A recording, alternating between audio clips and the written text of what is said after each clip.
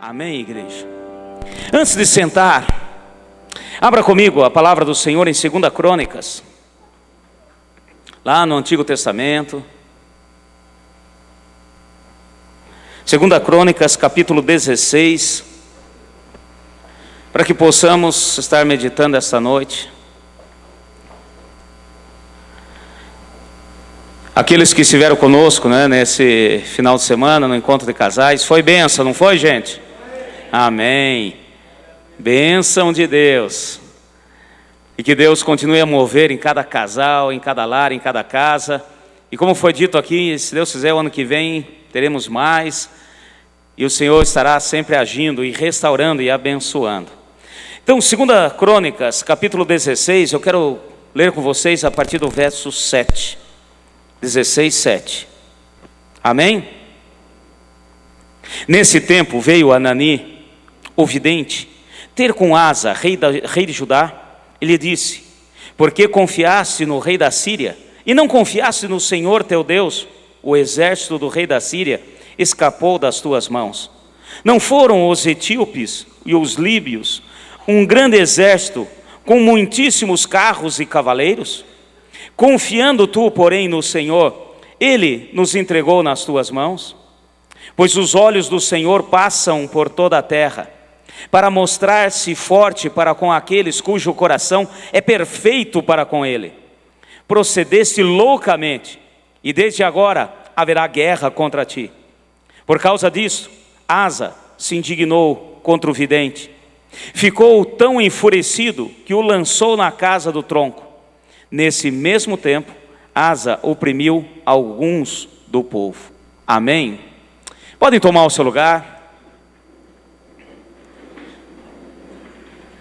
Como a gente sempre comenta, fala, eu peço agora para a igreja que fiquem tranquilos no seu lugar, pelo menos nesse período. Então evite levantar para ir ao banheiro, tomar água. Claro que se for realmente necessário, não se iniba. Amém? Mas precisamos entender que estamos aqui para prestar um culto ao Senhor e receber dele aquilo que ele tem para nós nessa noite. E eu quero estar meditando com os irmãos sobre essa palavra, sobre um rei chamado rei Asa. Ele foi um rei que fez maravilhas no governo quando assumiu. E agora nós vemos aqui algo que Deus desaprovou. E que com essa passagem a gente possa trazer para a nossa realidade, para a nossa vida, para o nosso caminhar, e tomarmos posse da palavra e da bênção do Senhor. Mas antes de começar a meditar com vocês, eu quero que preste atenção no versículo 9, na primeira parte, na parte A. Pois os olhos do Senhor passam por toda a terra, para mostrar-se forte para com aqueles cujo coração é perfeito para com Ele. Amém? Fala assim: os olhos do Senhor passam sobre a terra. Os olhos do Senhor estão sobre toda a terra, meu irmão. Está vendo tudo. Nada escapa ao seu olhar. E Ele está aqui, como diz essa palavra, Ele se faz, mostra-se forte, um Deus forte, para aqueles cujo coração é perfeito para com Ele. Pode ser que às vezes lendo essa palavra, a gente possa pensar algo assim: mas pastor, perfeito, ninguém é perfeito. Perfeito é só Deus. Realmente, perfeito é só Deus. Mas tem algo que Ele diz que pode estar conosco. Um coração perfeito. Fala assim: coração perfeito.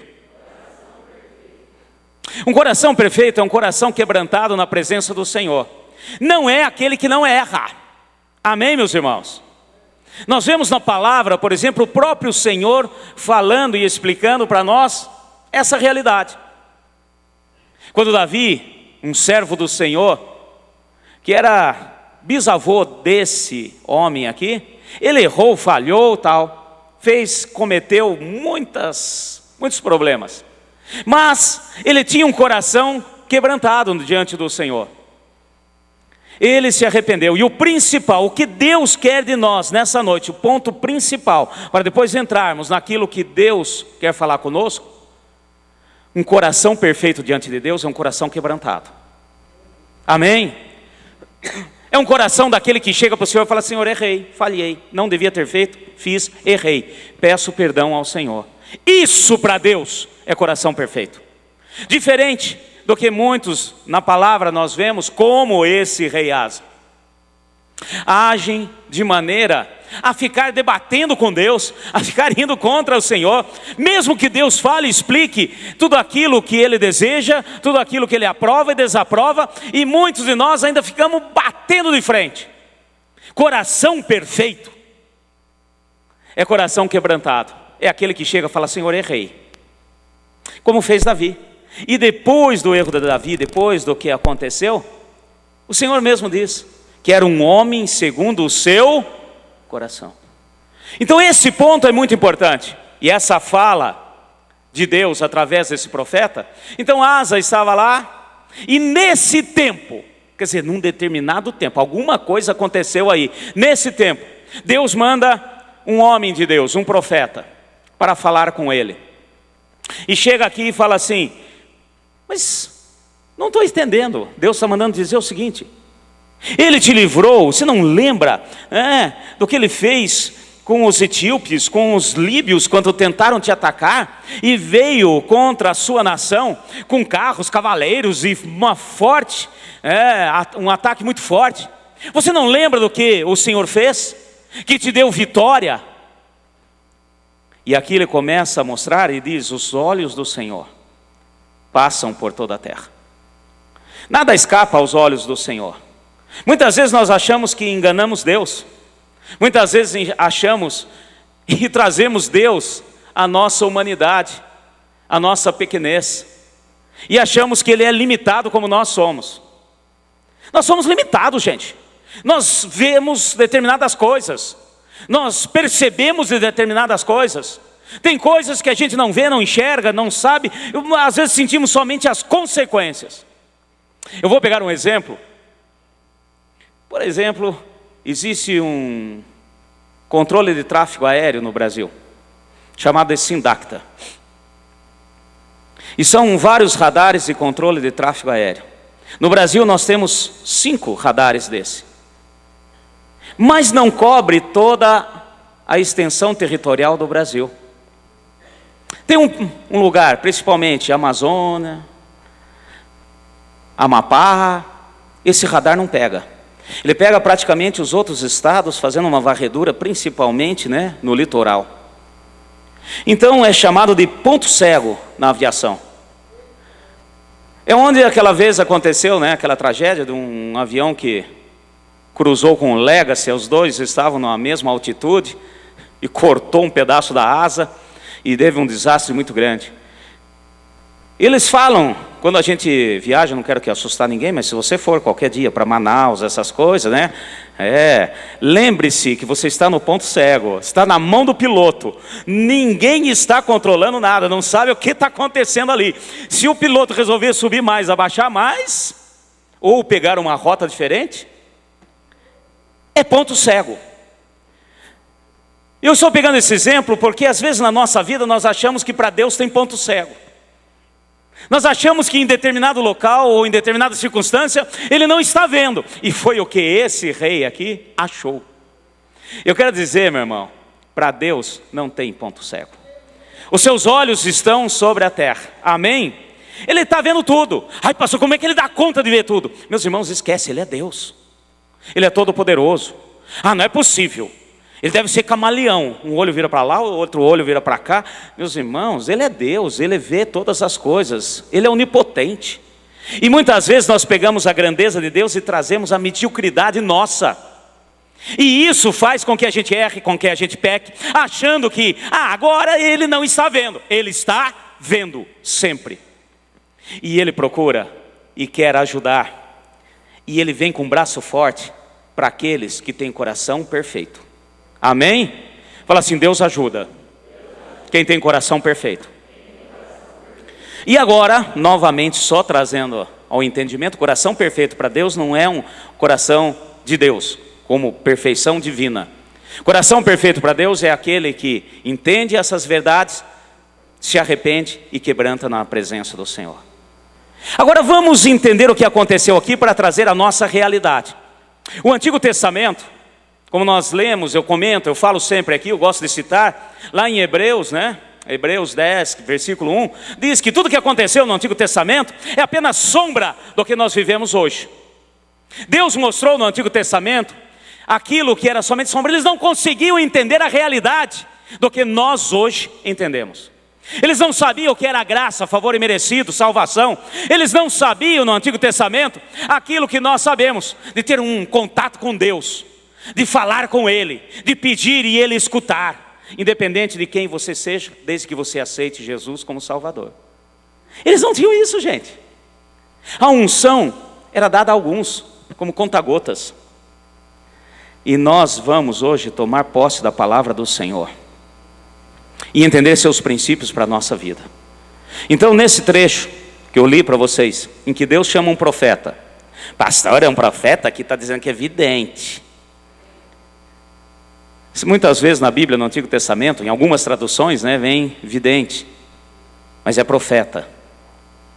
E ele chama o profeta e manda conversar com o rei Asa.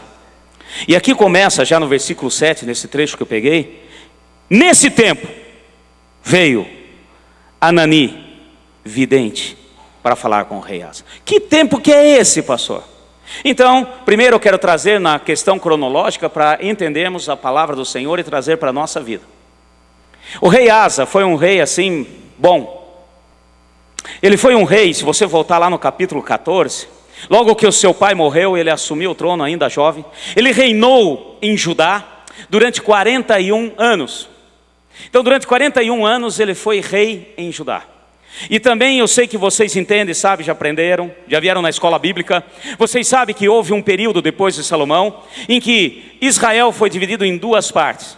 O reino do norte, chamado Israel, ficou chamando Israel, e o reino do sul, chamado Judá. Então esse rei, ele era rei do reino do sul. Amém, meus irmãos? Aonde estava a capital? Jerusalém. Aonde Deus fez a promessa do Messias, da descendência de Judá. Então, nós começamos agora a vasculhar e entender os princípios do que aconteceu, para chegarmos naquele ponto, nesses dias, nesse tempo, Deus teve que mandar um profeta conversar com o rei Asa. Ele foi um rei maravilhoso. Vai comigo rapidinho, só para a gente ver alguns pontos, capítulo 14, acompanhe comigo aí. Eu quero pegar aqui, versículo 5, versículo 4, mandou a Judá que buscasse ao Senhor Deus de seus pais, e que observasse a lei e os mandamentos. Amém, meus irmãos? Quando ele assumiu o trono, quando Abias, seu pai, faleceu e ele assumiu o trono, meus irmãos, estava uma bagunça.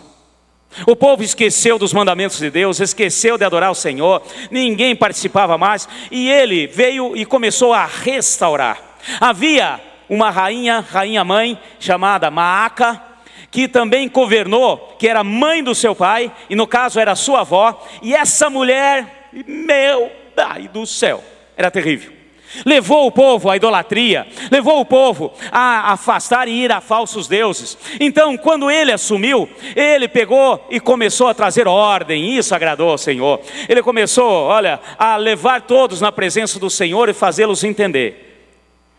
Versículo 5, tirou todas as cidades de Judá, os altos e os altares de incenso, e o reino esteve paz com ele. Amém?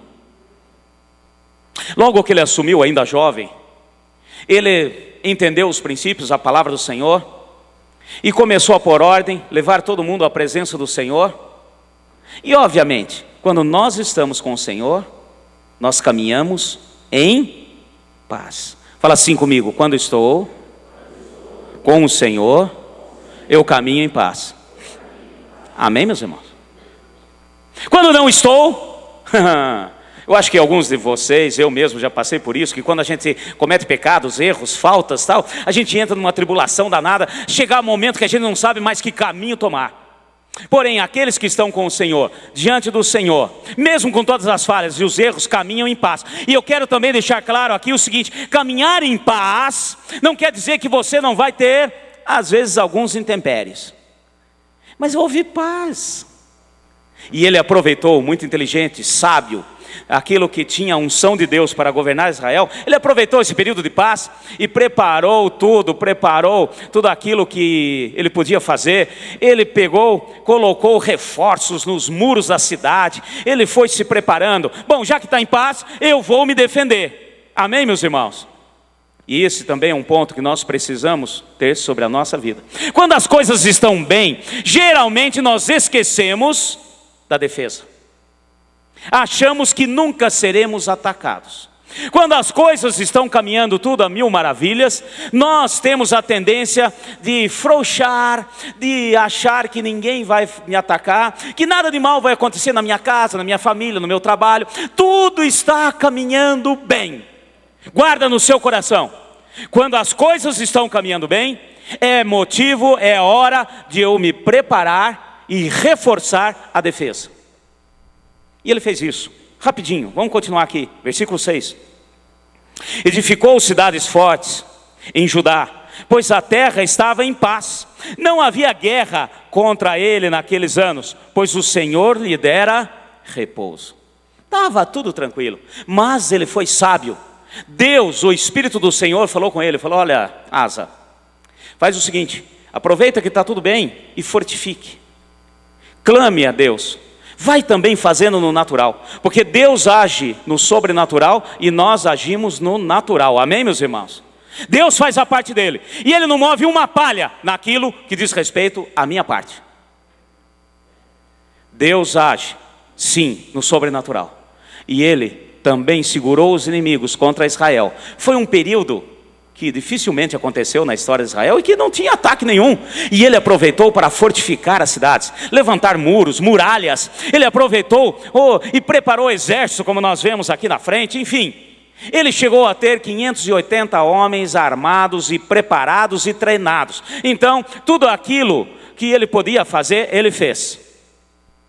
Continuando, eu quero agora com vocês, vamos pular aqui. Eu sei que vocês conhecem, sempre leem, capítulo 15. Versículo 2. Aqui, o Senhor chama um outro profeta de Deus. Versículo 2. Ele saiu ao encontro de Asa. Ele disse: ouvi-me, Asa, e todo Judá, e Benjamim. O Senhor está convosco, quando vós estáis com ele. Se o buscardes, o acharei. Porém, se o deixarem, ele vos deixará. As coisas estavam caminhando bem. E ele chama um profeta. Meu irmão, sempre que tem profetas de Deus, sempre que tem palavra do Senhor que nos incomoda, não é para você ficar brabinho, como ficou esse homem, eu vou mostrar para vocês. É para entender o princípio de Deus e acolher aquilo que Deus está falando. Porque a maior profecia do Senhor, a palavra de Deus para as nossas vidas, é a Bíblia, a palavra. Mas, quando a gente não fica atento ao que está escrito aqui, ele levanta homens e mulheres de Deus para falar conosco. Então entenda esse princípio também. Por favor, não leve para o caso assim: é comigo, é pessoal, ou então Deus é bravo. Não, Deus, ele sempre alerta. Antes de agir, ele alerta. E eu creio que cada um de nós já observou o alerta de Deus. Às vezes não demos a devida importância ao alerta de Deus.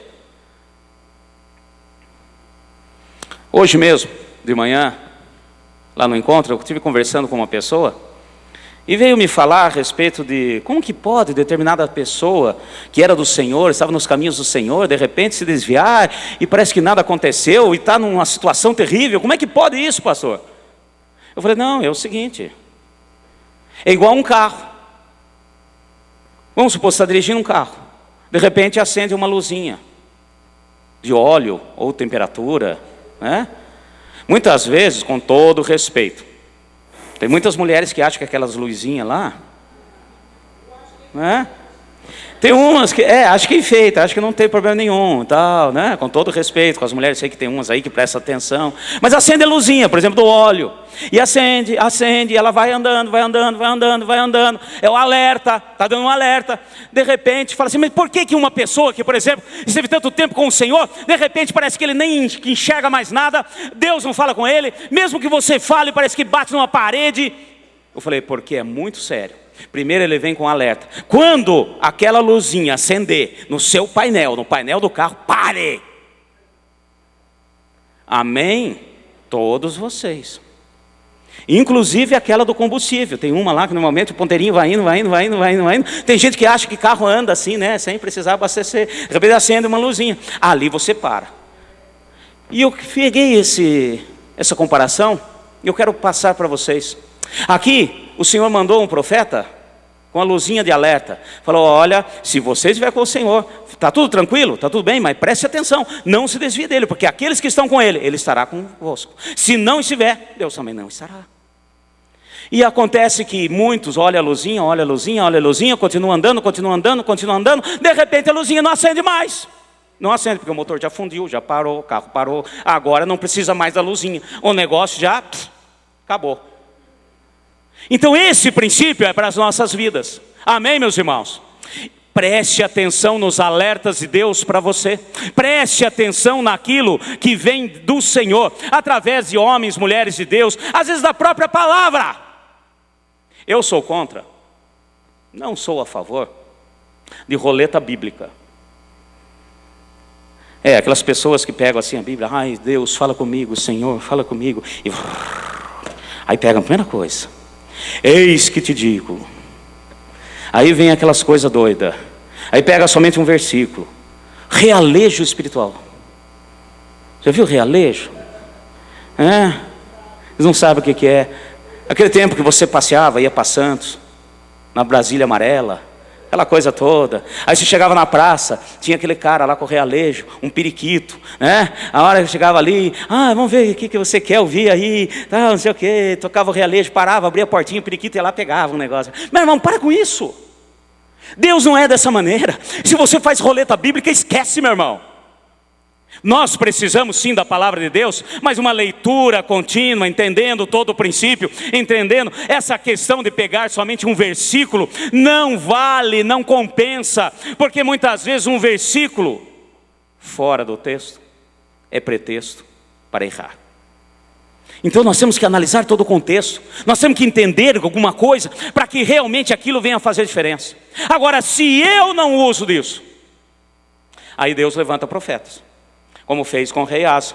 Ele mandou aqui um chamado Azarias. Vai lá e fala com ele, que se ele ficar comigo, eu estarei com ele. Porque ele foi percebendo que, apesar de no início, o rei Asa estar com o Senhor, estabelecer tudo, pôr ordem no governo, fazer as coisas de acordo, havia paz, havia tranquilidade. Mas ele falou assim, presta atenção. Então teve um alerta aqui, Vai comigo rapidinho, capítulo 15. Continuando aqui, eu quero pegar um outro versículo, estou pegando alguns pontos para a gente entender. Versículo 9. Então congregou todo Judá e Benjamim, e com eles estrangeiros de Efraim, Manassés e Simeão, pois Israel vinham a ele em grande número, quando viram que o Senhor seu Deus era com ele. Obviamente, ele colocou ordem no governo, e as coisas começaram a caminhar. As coisas começaram a ficar boas. E de repente o povo do reino do norte, nós estamos falando do reino do sul, o reino do norte viu que lá estava caminhando as coisas bem e tal, tudo em ordem. De repente muitos que eram do reino do norte começaram a vir de Israel, vinham também a estar ali no meio daquele povo, estar ali adorando ao Senhor e recebendo os benefícios e das bênçãos. Vamos pôr assim, em linguagem prática hoje. O reino do norte estava indo de mal a pior. Inflação, dívida externa, negócio, coisa mais difícil do mundo.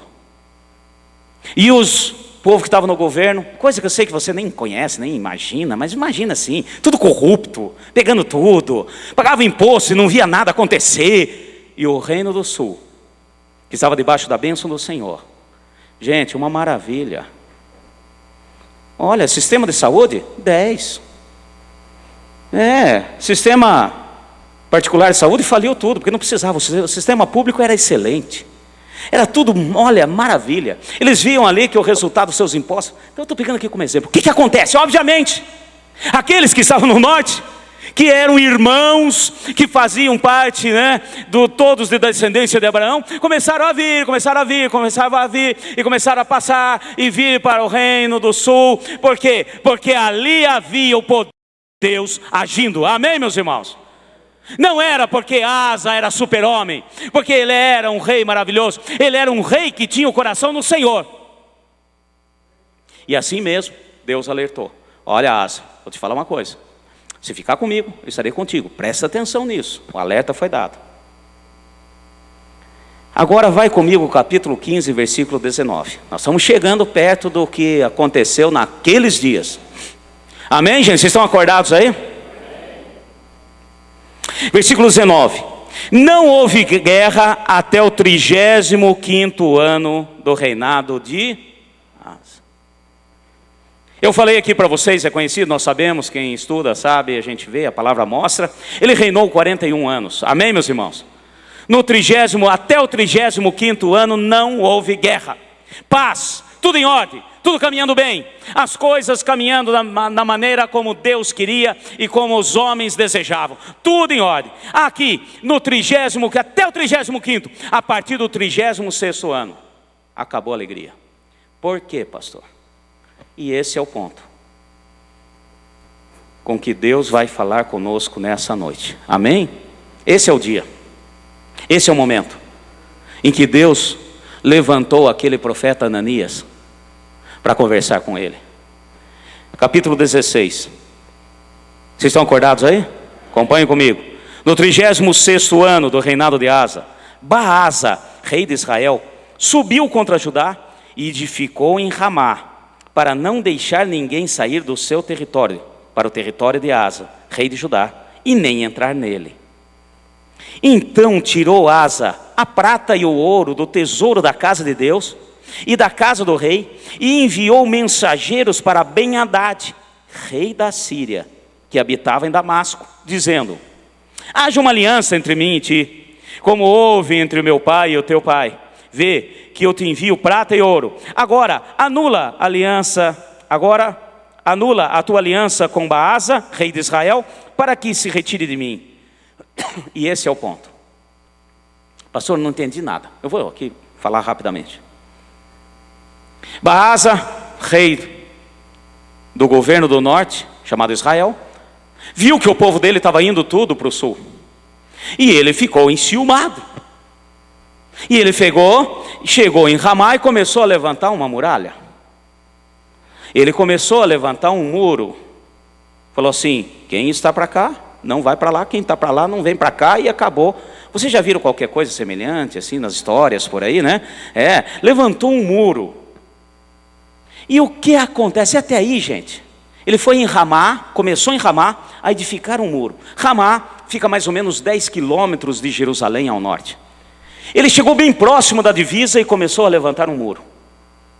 E ao invés de Asa, que sempre confiou no Senhor, e sempre viu a mão de Deus sobre a vida dele, ao invés de chamar Deus, clamar ao Senhor e falar: Senhor, olha só o que está acontecendo, estão fazendo comigo, olha aqui, estão fechando aqui as divisas, ele simplesmente pegou o ouro e a prata que estava no templo e foi até o rei da Síria, Ben-Hadad, e falou assim: olha, te dou isso aqui de presente, mas me ajude a me defender do reino do norte. E esse é o ponto. Esse é o ponto. Foi o que Deus falou. Agora volta comigo. Vamos lá novamente no versículo 7, onde nós começamos esse culto. No capítulo 16, versículo 7. Nesse tempo veio Anani, o vidente, ter com Asa, rei de Judá, e lhe disse: por que confiaste no rei da Síria e não confiaste no Senhor teu Deus? O exército do rei da Síria escapou das tuas mãos. E hoje o Senhor fala com muitos aqui, fala conosco, com cada um de nós.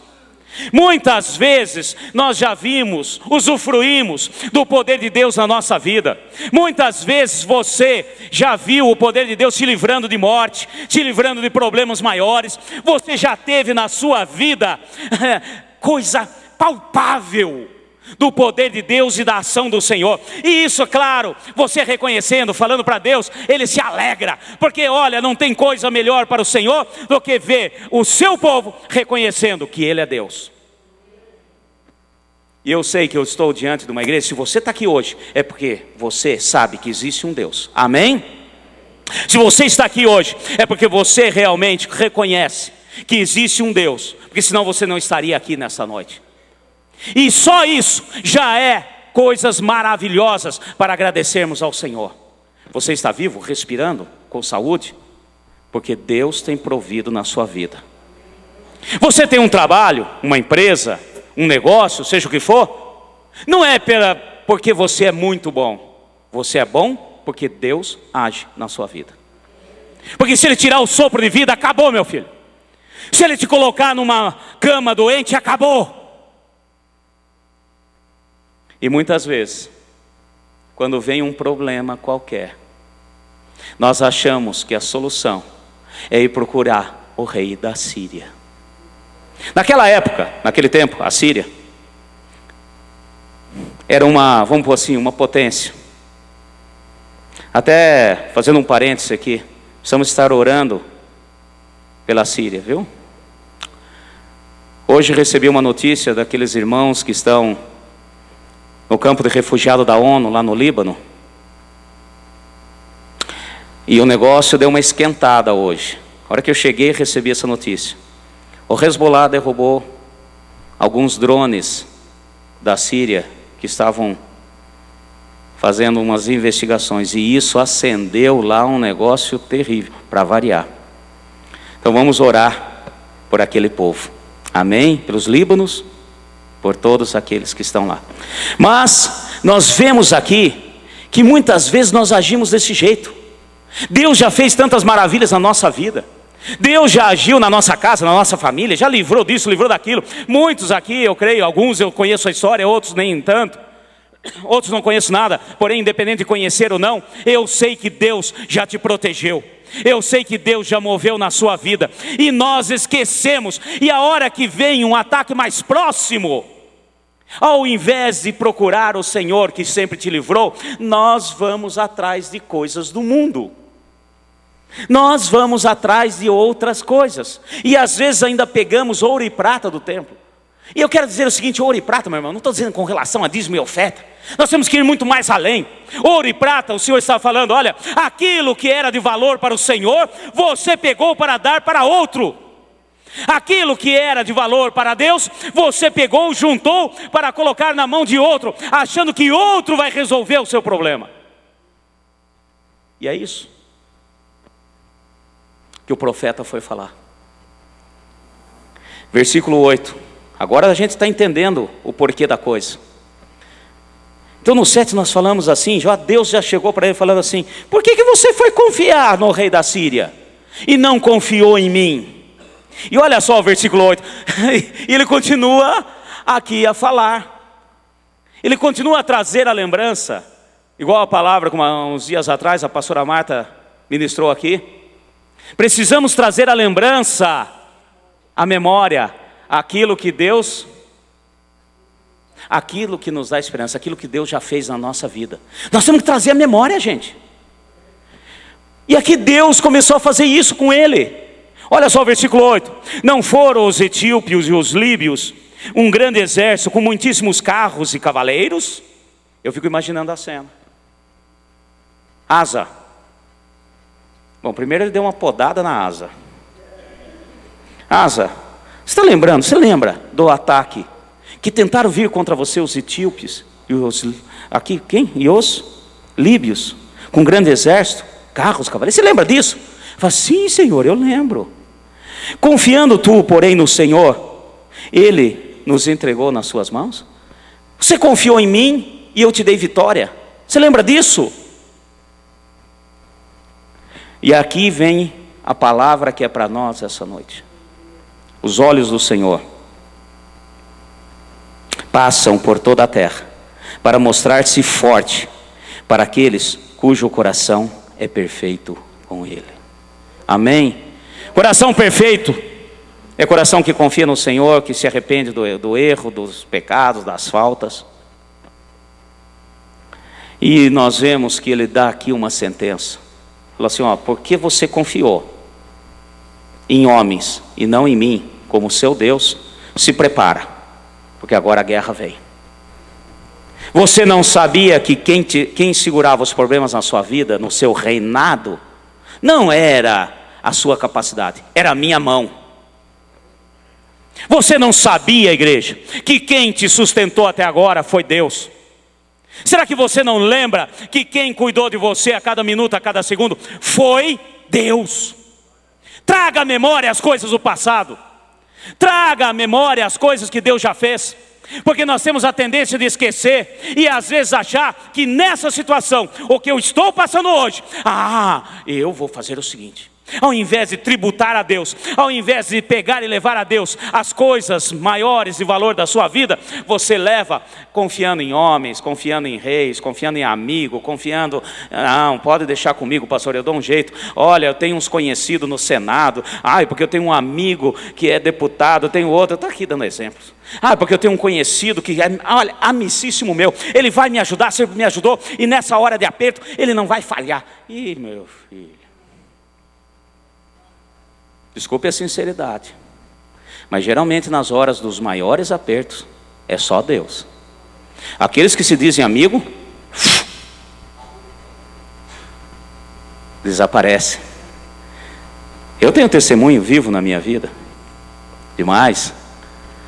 Quando eu era gerente da usina aqui, eu tinha muitos amigos, muitos amigos, que batiam nas minhas costas, que me cumprimentavam, que estavam na minha casa, e que isso, que aquilo.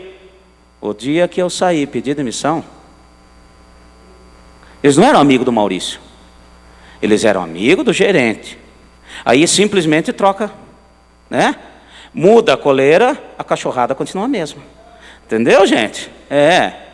Esqueça. Não estou dizendo e não estou fazendo menção que não existam amigos de verdade. Amém, meus irmãos? Mas são pouquíssimos. Inclusive, a gente sabe quem é amigo de verdade? Na hora da luta, na hora da dificuldade. Aí você sabe quem é realmente seu amigo.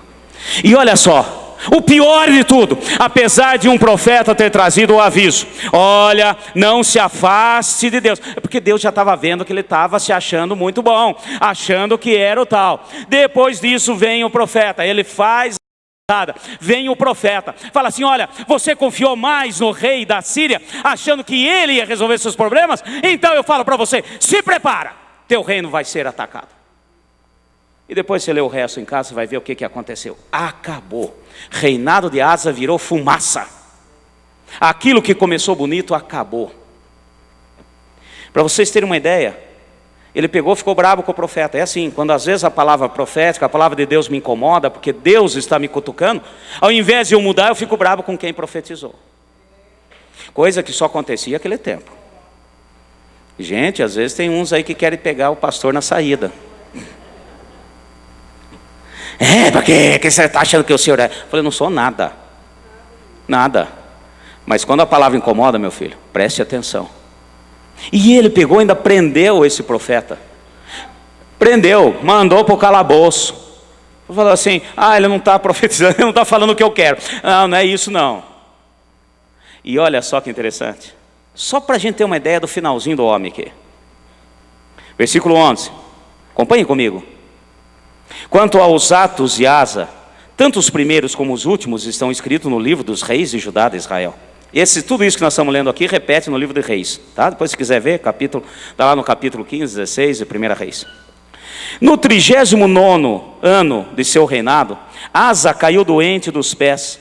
Embora a sua enfermidade fosse muito grave, contudo, até mesmo na sua doença, não buscou ao Senhor, mas aos médicos. Foi atacado, seu reino foi destruído pelos próprios sírios que ele achou que seriam seus amigos para ajudar. e ainda fica doente do pé. Não sabemos, aqui não fala o que ele teve no pé. Não sabemos se é gota, devia ter inchado a junta do pé, não conseguia andar. Não sabemos o que é, se ele teve um problema, se ele quebrou o dedinho do pé. Às vezes, quebrou o dedo do pé, não sabemos. Não traz morte, quebrar. Mas só sei que essa enfermidade foi se agravando. E até aqui, ele não confiou no Senhor, confiou somente nos médicos. Amém, meus irmãos? E eu quero também deixar claro, não que você não deva confiar nos médicos, não que você não deva ir atrás dos médicos, mas lembre-se o seguinte, que esse Deus que te deu vida, esse Deus que te trouxe, fez você caminhar até aqui, é um Deus que, se você clamar a Ele até na doença, Ele é Jeová Rafá, Deus que cura. Amém, meus irmãos? Não estou dizendo, por favor, nem fazendo apologia, a pessoa ali tem um problema, é diabético, para de tomar insulina. Não, meu filho. Eu creio que mesmo dito diabetes é uma coisa que não tem cura, eu sou testemunha que vi pessoas curadas pelo Senhor, mesmo os médicos dizendo, e cientificamente comprovado, que não tem cura. Mas só que primeiro Deus cura, porque você confia nele, você busca ele, depois você para de tomar insulina. Amém, meus irmãos? Porque senão tem gente aí, eu tomo remédio controlado para pressão, pastor que cura, então o senhor me curou, pega e hoje joga fora. Não, meu filho, tenho plena certeza que a hora que você confiar, porque o mesmo Deus que foi ontem, é hoje e será eternamente. Amém? Nossos problemas maiores, aqueles que estão próximos, nós vamos confiar no... Quem foi que atacou o reino de Asa? O reino do norte. Quem eram eles? Seus irmãos em Cristo. Vamos pôr assim, filhos de Abraão. E eu quero dizer o seguinte, preste atenção. Quem está próximo, atira pedra. E levar pedrada não é fácil. Amém, meus irmãos? Eis que o Espírito diz à igreja, quem está próximo, atira pedra. E muitas vezes nós não esperamos pedradas de quem está próximo da gente. Estou falando de próximo. Quem está longe é metralhadora, bazuca, R15, granada. E quando vem essas coisas, você já sabe que vem de longe. Então você se prepara e esquece que quem está próximo pode ter inveja, ciúme. Amém? Do seu proceder, do seu caminhar, da sua prosperidade, do seu trabalho, daquilo que você tem feito.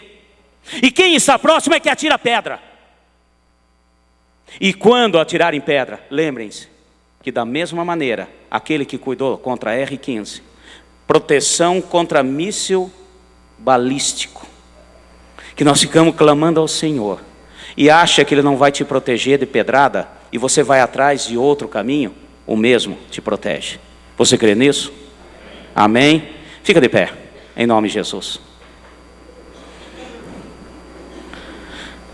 Repete comigo, os olhos do Senhor passam sobre a terra,